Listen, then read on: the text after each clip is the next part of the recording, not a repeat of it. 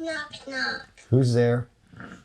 I'll say. I'll say who? Yes, they do. Oh my gosh! That's so good.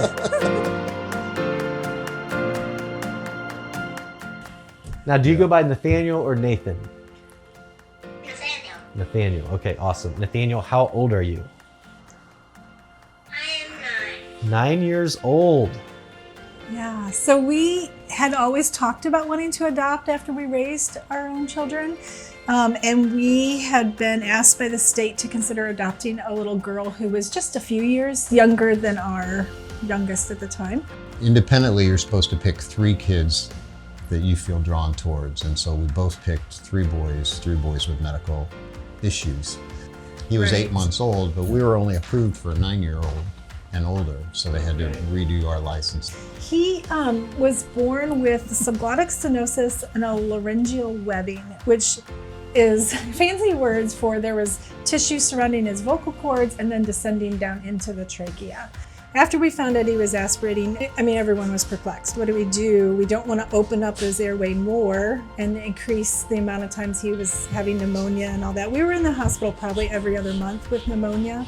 And so they referred us on to Cincinnati Children's, which has the only airway digestive clinic in the United States. They recommended we do a laryngectomy. What it means is that Nathaniel's nose and mouth go to his stomach, and the only access to his lungs is through his tracheostomy. And what we gained in that is he could eat, because now we don't have to worry about him aspirating. What we lost was the ability to voice. And so he will forever have his vocal cords, cut off, so to speak, Right. from his lungs. Cerebral palsy diagnosis, and that really affects the right side of his body. It affects stamina and endurance. We're You'd still notice going up and down the steps, he takes 1 step at a time. He doesn't go alternating feet. We're very fortunate that that was one of the things they told us is he would never walk. So we are very fortunate that he walks, but he doesn't climb the playground equipment as well as our grandchildren do, who are half his age, right? Right. So he gets weekly antibody infusions that we do here at home. Okay. We put 2 needles into his tummy. I know it's bad. You don't like that, huh? No, I bet that doesn't sound very fun. Sign language is a form of AAC. Currently is trending towards using iPads and technology and voice output devices, which is what Nathaniel uses. It was not uncommon that you would start a child with like a picture exchange system where you would have pictures in the kitchen, and they would pull off from the Velcro thing, pull off a picture of milk and hand it to you, and you would give them a glass of milk or whatever. So we kind of just bypassed all that and went big and said, let's give him a lot, which is like back to that power of yet that we probably were adhering to when he was super little.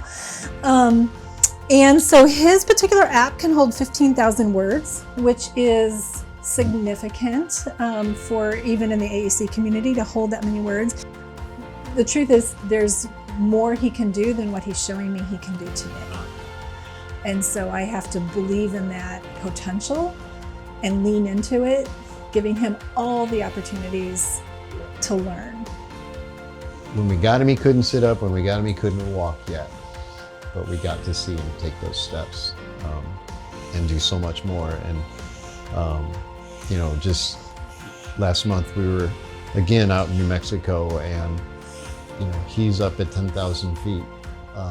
We didn't hike it, we drove. I think just being able to see those kinds of accomplishments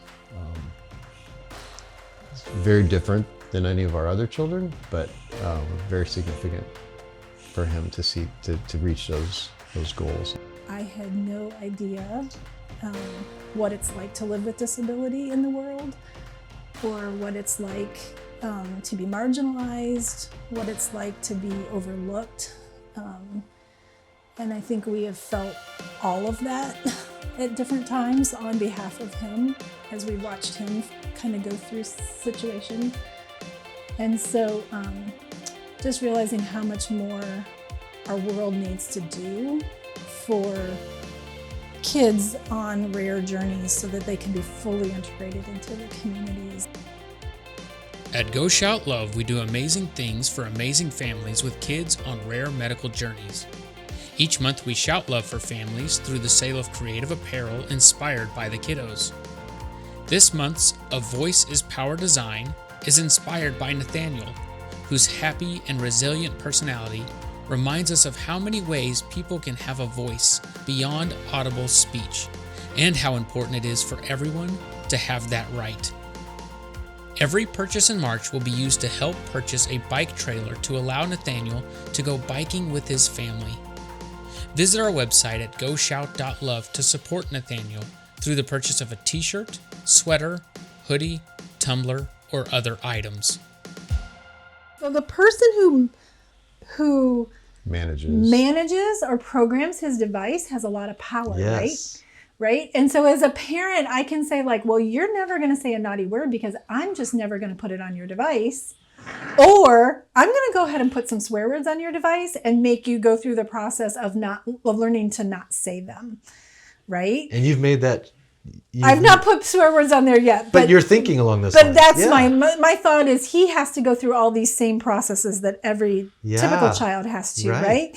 And it's also why, because of this power relationship with the person who has the programming control over his device, is also why now literacy is so important to me for Nathaniel. Because if he can't read and write, he can't say everything he wants to say because 15,000 words isn't enough. Right. So he has to have some basic level of the alphabet and how to put it together, because those 26 letters are the only things that really make us communicators. Yeah. Like that's full communication, is when you have the control of 26 letters. Right. And you know how to fit them together. Yeah. Right. So, and for me, it's driven by a safety concern. Like I want him to be able to say something, tell me something if someone hurts him. Right. You know, in some ways, this incident with the dog was good because now we're like reporting bad behavior on someone else to our family, right? Like kids with special needs need that ability to report bad things that happen to them. Right. They're vulnerable. Right. Right. So, so AAC has pushed into, for me now, this greater topic of literacy and bringing literacy instruction, making that available for him, despite his intellectual disability, despite being nonverbal, despite everything else. Right.